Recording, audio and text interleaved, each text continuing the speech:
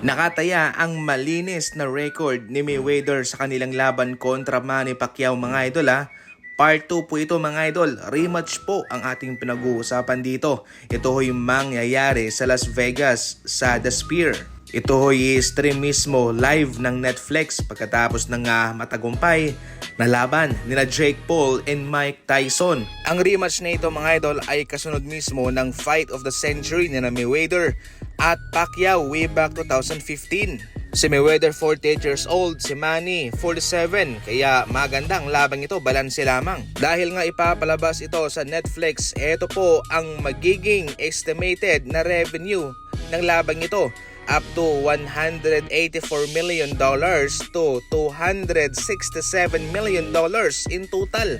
Ganyan po kalaki mga idol. At heto pa, hindi po magdedepende kung sino ang mananalo, kung sino ang matatalo sa kung gaano kalaki ang kanilang makukuha. Kahit na matalo si Floyd Mayweather, ay pwede pa rin siyang makatanggap ng estimated $200 million. Kung si Manny naman ay nasa $100 million.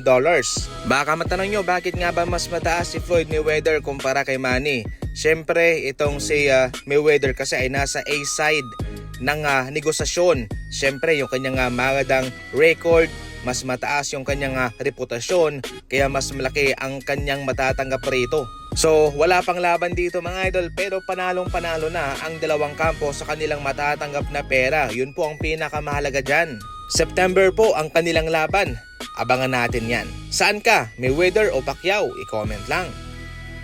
Sa pagkuha ng Golden State Warriors kay Al Horford ay marami ang nagsasabing matanda na ito at hindi na kaya ang mga gawain ng isang high volume na player.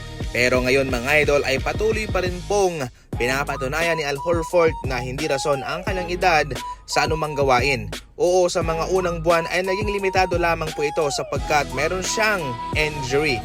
Pero ngayon ay okay na siya at nagkakaroon na ng mabigat na minuto. Si Al Horford lang naman ang nag-iisang manalarong sumama kay LeBron James na mayroong kinamadang 6+ 3-pointer at 7+ assist sa isang laban pagkatapos na tumungtong sa edad na 39 years old paitaas. Nangyari po yan sa kanilang laban kontra Denver Nuggets kung saan itong si Horford ay nakatanggap pa ng 27 minutes at nakapukol ng 6 na 3 mga idol. Napakalupit pa rin po nitong nagagawa ni Al Horford para sa isang kupunan. At ngayon sa Golden State Warriors, ang mga gantong performance ay malaking bagay, especially na wala pa si Stephen Curry.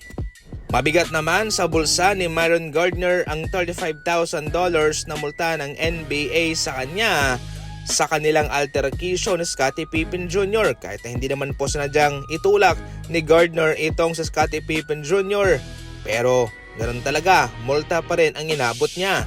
Mabigat po ito sa kanyang bulsa sapagkat kahit na mayroon siyang $5.5 million na pinirmahan sa Miami Heat, ay nasa $895,000 lamang ang guaranteed nun. Kaya ang $35,000 ay malaking halaga na, especially sa kanya, at parang isang buwang sahod na. Samantalang itong si Scottie Pippen Jr. naman ay nasa $9 million ang kanyang kontrata sa Memphis Grizzlies, kaya sentimo ito para sa kanya. Ang kaganapang ito ay magpapaalala kay Gardner bawat laban na mag-ingat na sa kanyang ginagawa kahit na hindi naman niya sinasadya. Pero syempre, ang realidad, kung mayroong mga gantong pangyayari ulit ay tsak na magmumulta ulit sila.